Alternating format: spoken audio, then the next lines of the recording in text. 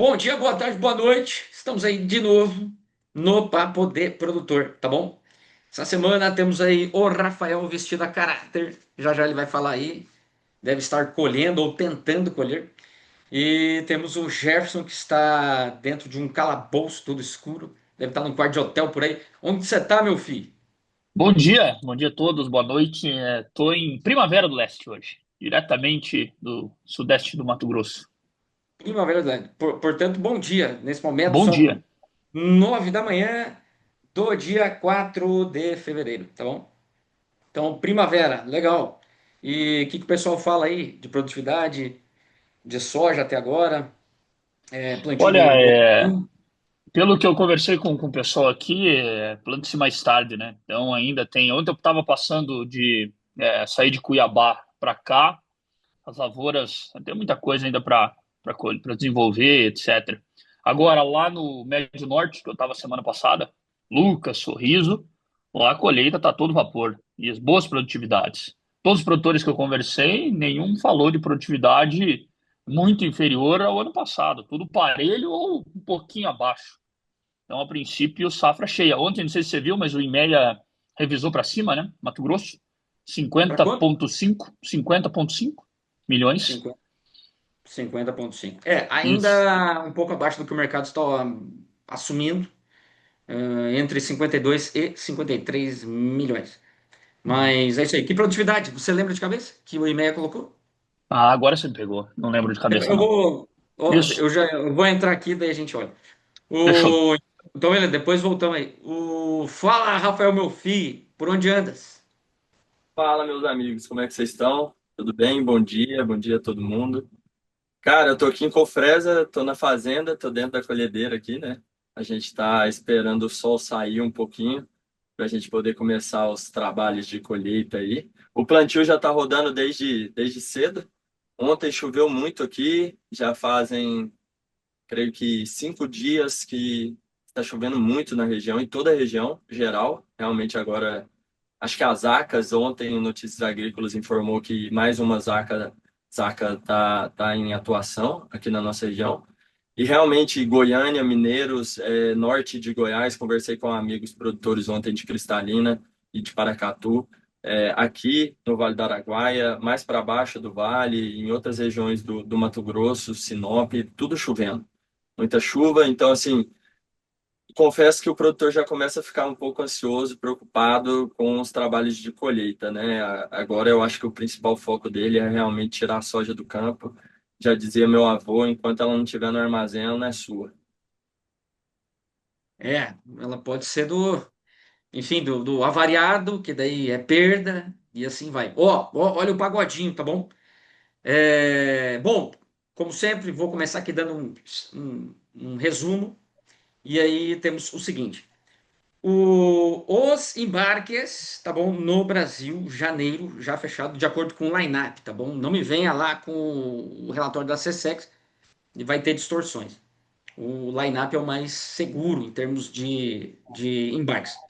E aí, janeiro, batemos recorde, 2,44 milhões de toneladas, tá bom? Parecia que não ia dar, malucos, porque até quinta-feira, que foi dia 29, Poma, tava 1,800 e pouco. Então parecia que ia passar levemente dos 2 milhões, mas deu uma rampada até sábado e aí 2 milhões e 440. O recorde anterior foi 2,370 em janeiro de 2024. Só que em 24, né, tivemos aquele pipinão que foi o El Niño. Aí as lavouras quebraram, principalmente no Mato Grosso, antecipou a safra e aí tinha bastante soja disponível em janeiro. Portanto, se a gente pensar, pegando o cenário desse ano, que é o que o Rafael acabou de falar, muita chuva, produtor preocupado. Quer dizer, a colheita ela poderia estar mais rápida, mas e mesmo assim, nós temos um embarque recorde. O que é isso, malucos? Eficiência brasileira, tá bom? Onde? Claro, capacidade de colheita do produtor, nem se fala. Melhorar as rodovias? Não. Só que o que melhorou muito é a capacidade de escoamento dos terminais, tá bom? Minituba tá devendo. Agora, quando nós vamos para o TRO, terminal ferroviário lá em Rondonópolis, que vai para Santos, aí o bicho pega. Ali a coisa está bombando totalmente, capacidade de recebimento diário 2.000 caminhões, um absurdo. E aí dá uma vazão danada. E por que que conseguimos embarcar 2.440? Exatamente por isso. Porque estava embuchado lá em Miritituba, tá bom?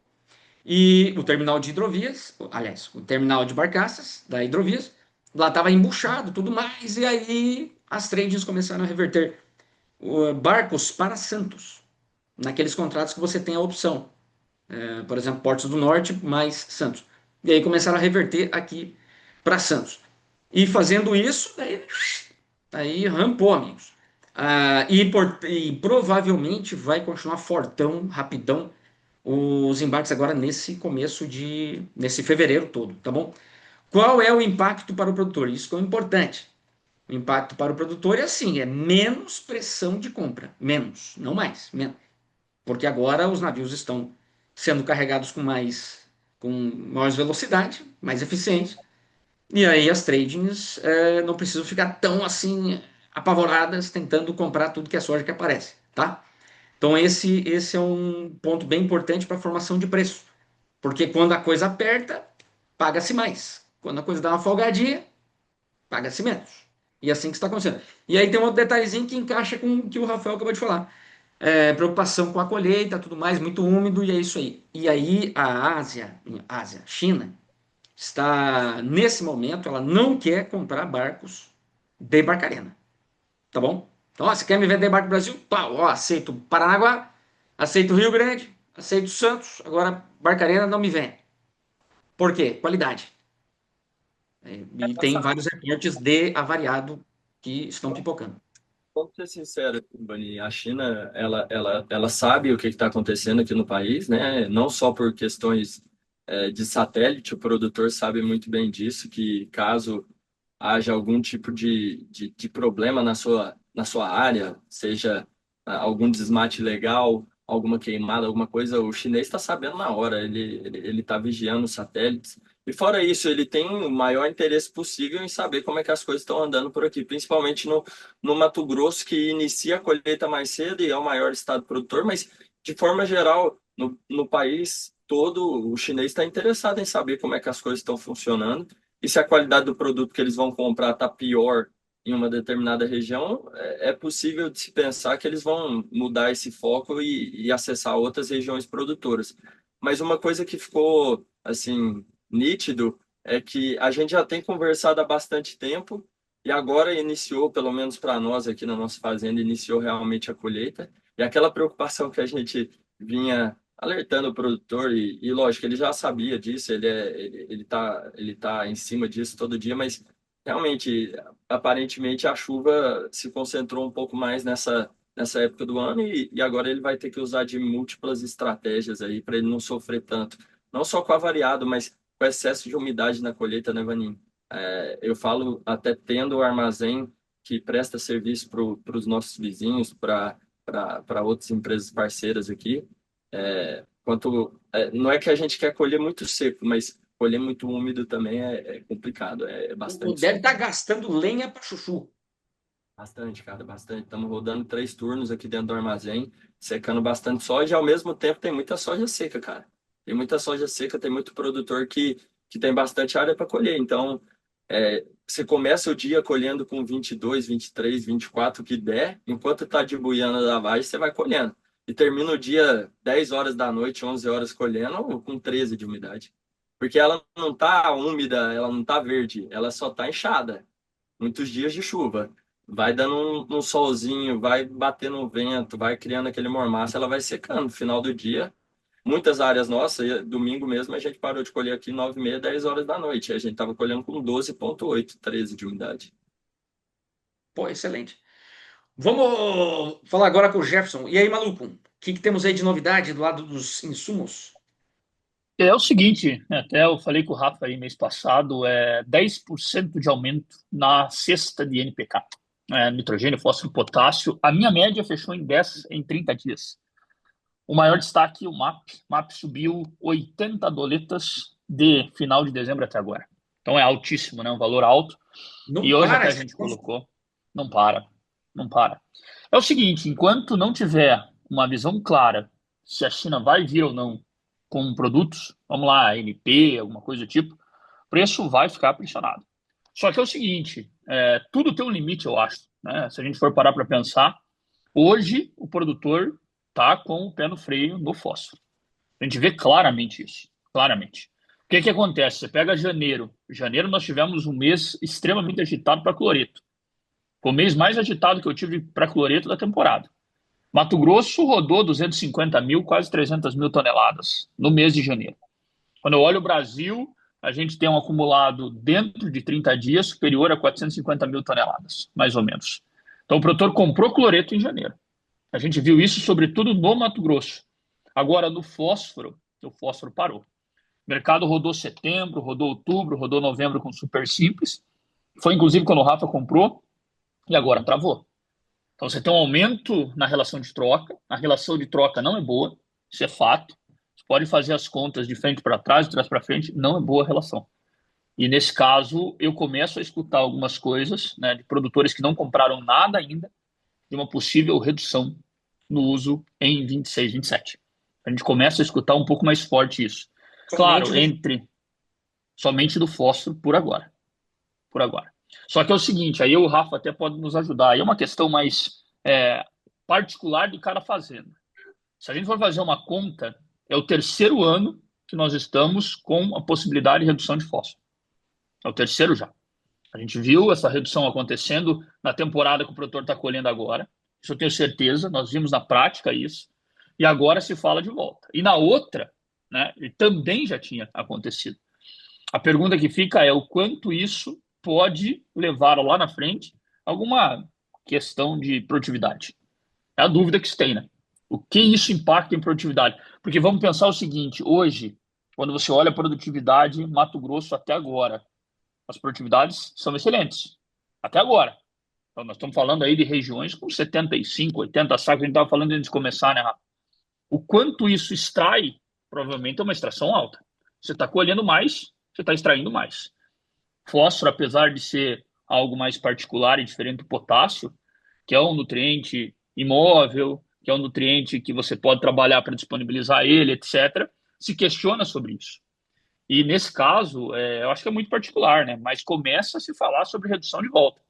Entre falar e acontecer são coisas diferentes, mas a intenção hoje é de redução. Deixa eu perguntar para o Rafael. Ô, Rafael, se você não tivesse comprado, não tivesse seguido as indicações, pá, falamos, o Jefferson falou bastante, já desde outubro, se não me engano, que não tinha muita chance de ver o fósforo cair.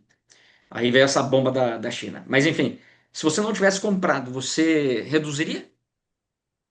Cara, Vaninho, eu já tive tantas conversas dessas com o Jefferson mesmo, né? Eu ligo muito para ele para tomar algum tipo de decisão em relação a isso. E vou te dizer, Vaninho, a pessoa que não tomou nenhuma posição até agora, é muito difícil ela tomar agora. Eu até não cheguei a confirmar isso para o Jefferson, mas a gente avançou um pouco mais nas compras de fertilizantes há umas 3 semanas atrás. Eu comprei 60% do KCL que nós pretendemos utilizar na safra 26-27. Eu fiz essa compra em dólar. Vamos pensar, abrindo o jogo aqui para o produtor, para todo mundo que está assistindo. Na mesma época do ano passado, em 30/5, eu paguei $396 na tonelada do KCL. E esse ano a gente fechou o KCL a 504, na mesma data. Só que o que eu fiz? Como o preço da soja em reais estava muito pressionado, principalmente pelo dólar, eu vendi soja para a mesma data de pagamento e com retirada mais antecipada possível para pagar menos armazenagem, eu consegui 20 e 30 na soja. Então, assim, dividindo um pelo outro, nós vamos ter uma relação de troca menor que 25 sacos. Ano passado, a minha relação de troca foi 20,5. Então, nós estamos falando de 4 sacos, 4 sacos, 4 sacos, 3 a mais do que eu paguei ano passado no mesmo período. E o que isso quer dizer? Pô, o Rafael, a Gama, o produtor não se precaviu? Não, é realmente trocar uma ideia com quem você confia e falar assim, cara, compensa o risco de esperar mais. Pode ser que esses 504 virem 550 e essa soja de 20 e 20 passe a ser 19,50. E sua relação de troca piorou bastante. Eu avancei um pouquinho no MAP também. A gente já tinha comprado Super Simples para 900 hectares. Eu comprei MAP para mais 600 hectares. Então falta mais uns 500, 600 hectares para comprar de. Essa tua soja, Rafael, que você vendeu a 2020, certo? Ela é para retirada quando? Agora, imediato, estou carregando ela hoje. Hoje. Olha Hoje. só, hoje, o melhor preço do Mato Grosso ontem, e faz tempo que não bate isso, US$ 20, tá bom? Então, e assim, é porque Tá tudo na casa aí dos 19,30, 19,50. o que acontece, Vani, é o que você falou, tá tendo um carregamento rápido, uma agilidade de embarque, mas ao mesmo tempo eu acho que as empresas contavam com mais volume de soja nesse início de ano. Então, elas fizeram programas enormes. Eu conversei ontem com uma trading, essa trading comprou essa soja nossa, e eles estão pagando um ágio para agilizar nesse recebimento dessa soja. Ele quer retirar o grão mais imediato. Ó. A Cofco me ligou ontem também, eles também estão tendo a oportunidade de prêmios maiores nessa retirada mais antecipada. Por quê? Porque tem barco esperando, porque tem lugar que está chovendo demais e está atrasando a entrega de contrato. Então, assim, o produtor tem que ficar atento em certas oportunidades. E eu estou dizendo isso, Vani, sendo muito sincero, eu não sei se é uma oportunidade. Eu estou falando que ano passado foi 20,5 e esse ano a gente está pagando 24,7. Eu não sei se é, mas ao mesmo tempo, conversando com o Jefferson, a gente já está. Meu amigo, você pode corroborar aí comigo. A gente já está o quê? 3 meses, 4 meses eu estou tentando comprar KCL, Vani, e não melhora. É. Ó, eu vou te falar uma E coisa, a, e a janela, e a janela vai fechando. a gente começou a conversar sobre cloreto em setembro. Eu e o Rafael. Semanalmente a gente vai trocando ideia. O que que você acha? O que que você acha? Setembro até agora. Fala, Rafa, o que que mudou para você no preço? Nada. Piorou, piorou, Jefferson. Pensa em A novembro. soja caiu, tá bom? Mas quando a gente estava em novembro, aí no Quatro Pilares, estava US$ 470 aqui para o KCL, posto fazenda. Agora está 505. E o melhor preço foi esse, porque eu tenho uma relação positiva com a empresa, enfim, a gente paga no à vista, aí eu vou pagar antes deles me entregar o produto. Mas a maioria da praça está rodando 545 aqui, para a mesma Deixa eu data. só, deixa eu só dar um dado para vocês. Hoje eu fiz uma conta de manhã. Um produtor que não comprou nada. Vai comprar hoje. 1,4 sacas a mais por hectare do que o ano passado. Hoje. Então vamos pensar. Se ele for comprar hoje o PUK, o mesmo ponto, 1,4 sacas a mais do que o ano passado. Aí isso faz uma diferença gigante no custo dele total. Posso Parece falar? pouco, mas é representativo, né? Só para você ter noção, eu estava escutando um rapaz da Mosaic falando notícias agrícolas e eu estava entendendo com ele tudo que você já nos diz, né? Por exemplo, produtor diminuiu a quantidade de MAP e fósforo de alta que ele utiliza, que é um produto altamente solúvel em água, para sair para um produto que é com baixa concentração, que é o super simples, que é pouco solúvel em água, comparado ao MAP. O que que eu estou querendo dizer? Aquilo que você falou. Muitas vezes o produtor vai reduzir pontuação e ainda vai utilizar um produto menos solúvel em água. Então, aquele fósforo que ele está colocando no solo não está prontamente disponível para a planta utilizar. E ele já vem de 3 anos de redução de pontuação no sistema. E o milho também está produzindo bem, ô Jefferson. Vocês sabem disso, você e o Vani estão reportando sempre. Então, assim, É, é uma hora que vai cobrar essa conta, sabe? essa é a dúvida, Rafa. Eu acho que o principal ponto nosso é entender esse impacto se tiver redução. Mas eu vou te falar uma coisa: a intenção, eu converso com o produtor, a intenção ela existe com todos que eu converso. O pessoal está tentando buscar algo. Ontem, inclusive, eu estava em Formosa, Goiás, falando com o pessoal, etc. Eles comentaram comigo: olha, nós vamos tentar buscar alguma saída em janela. Então, ao invés de eu aplicar esse fósforo para a soja, eu vou tentar jogar ele para o safrinha. Vou tentar ver alguma alternativa para eu pensar no sistema. Porque hoje eu vou falar para você, pagar 880, 890 no MAP com soja de 19,50, a relação não vai ser boa em nenhum lugar do mundo. Não tem como, nenhum lugar do Brasil, melhor dizendo, né? Nós estamos falando do cenário brasileiro. Não vai ser boa. Só que a extração ela está acontecendo. Então essa é a dúvida. Mas, resumindo, para fechar o negócio, a gente vai ter um ano bastante complicado, porque o fósforo está subindo, e se a China não vier, a expectativa é que ele possa subir mais. E o potássio está cento e poucos dólares acima do ano passado. E o grão, vamos pensar o seguinte: hoje, olhando para o cenário atual, com esse preço de soja, você vai gastar mais por hectare. Não tem como. Então você já começa o teu jogo com um saldo inferior ao que você tinha no ano passado. Ó, deixa eu só passar um pagodinho aí nessa situação da China, tá bom? Essa semana nós tivemos um, sei lá, vamos chamar de plenário, tá bom? Porque é uma questão política, é uma diretriz. E a diretriz, ela vem sendo reafirmada e agora, pá, mais firme ainda, que é de aumentar a produção agrícola, tá bom? Como é que você faz isso na China? Já que não tem muito mais área disponível, na verdade, cada vez menos. Você tem que incentivar os produtores a plantar aquilo que você quer que eles plantem, e isso é através de subsídios, tá bom? E aí, de forma geral, o que nós estamos vendo são diretriz de zoneamento. O algodão está indo lá para cima, na província de Xinjiang, aí estão dando um subsídio violentão, e para as outras regiões o algodão zero. A intenção é migrar o algodão tudo lá para cima, que é a região produtora de algodão. No geral, parece que a produção de algodão da China vai diminuir. Pode ser lá para frente uma oportunidade, já que o Brasil vai reduzir a área, os Estados Unidos, produtores, vamos ver como é que vai ser a intenção de plantio, deve reduzir a área de algodão de novo. Eles não estão vendendo, estão pedindo cascaio para manter o algodão parado, armazenado, tá bom? A pluma. Então, assim temos. E, no geral, a diretriz é continuar aumentando, especialmente cereais, um pouco de soja. E, claro, para tudo isso demanda o quê, amigos? Já que você não consegue levantar muito o preço, senão descola muito o mercado internacional, e, claro, isso custa din-din, é baixar o custo. E aí, claro, naquilo que o governo tem controle, cotas de exportação de fertilizantes, pau, é aí que o bicho pega. Então, quer dizer, não é aleatório. Né? Essa mudança, ela vem em linha com essa busca por uma independência maior no que diz respeito a alimentos. Começou uma coisa, Eduardo, acho que é importante. Para quem não comprou, claro, o Garrafa falou, pô, a gente está numa situação extremamente difícil. Mas tem que acompanhar não só o clássico da China, não estou falando de MAP e DAP, a gente tem que olhar os produtos, entre aspas, alternativos. A nossa esperança é isso. São NPs, são produtos, como o Rafa disse, talvez de uma solubilidade menor, mas a gente vai ter que olhar para esses produtos. É esses produtos que o chinês tradicionalmente não usa.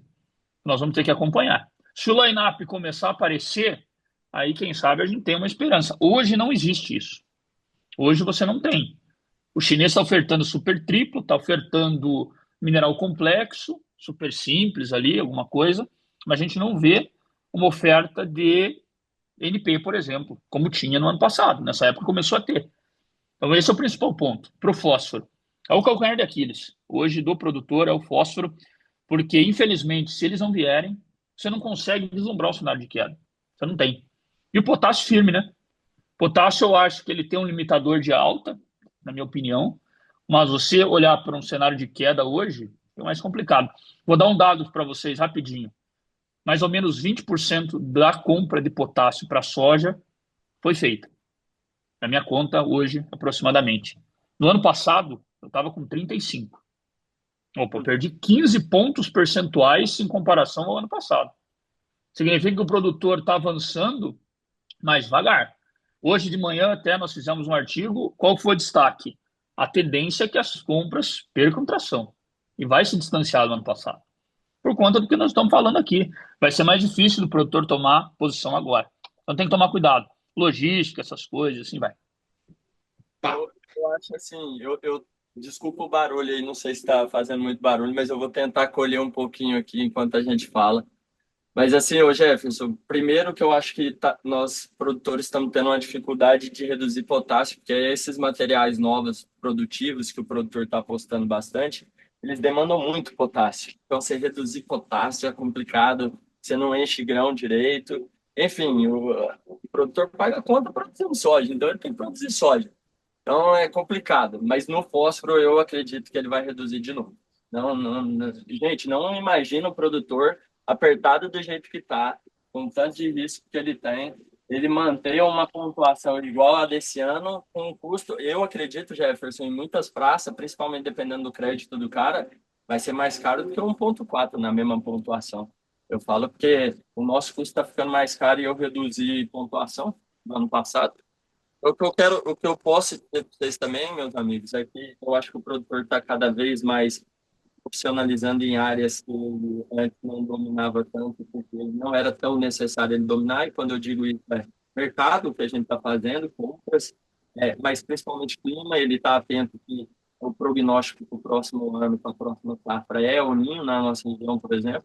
Então ele olha e fala, cara, eu vou colocar 120 pontos de fósforo, 120, 130 pontos de contato, fazer uma relação de 15, 16 sacos por hectare, e a soja talvez receba falta de chuva durante 3, 4 períodos.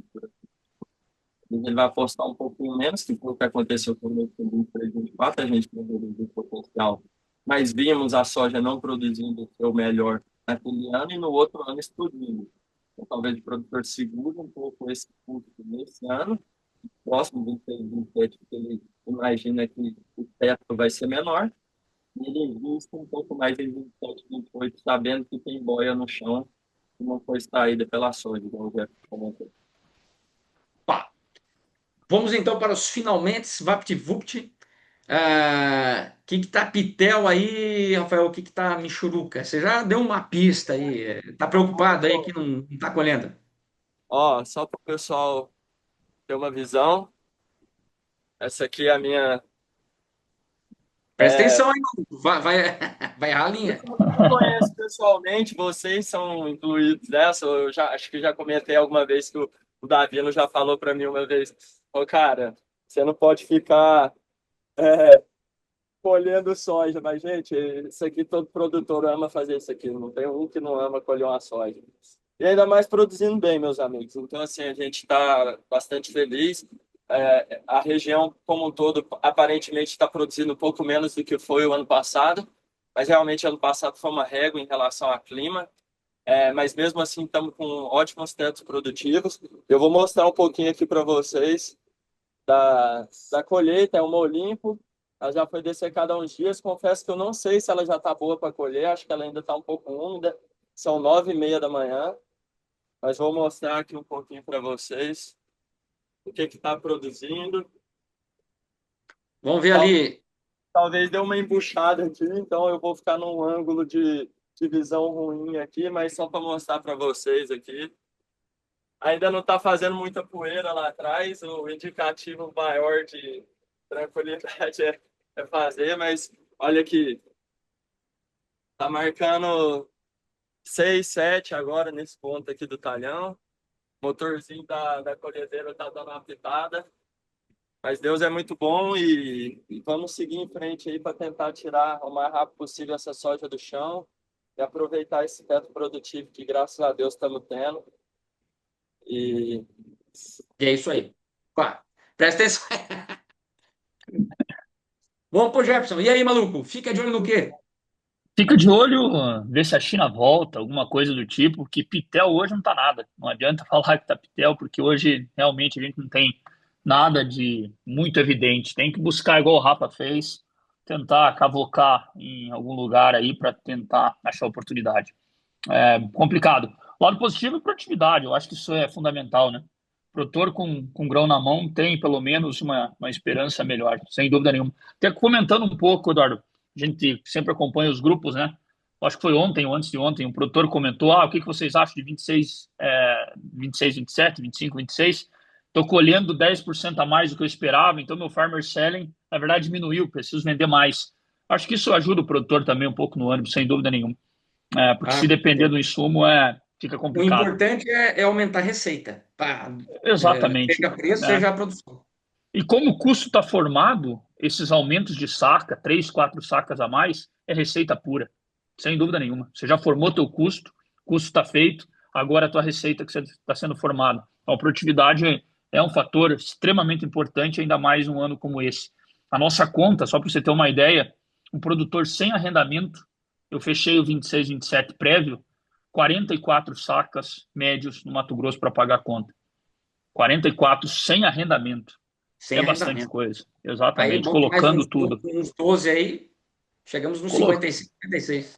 Exatamente isso. Colher 60, meu amigo, sobra 3, 4 sacas. Você vai correr um risco para 3, 4 sacas? Não dá, 60 já era. A gente sabe disso, o Rafa sabe muito mais do que eu.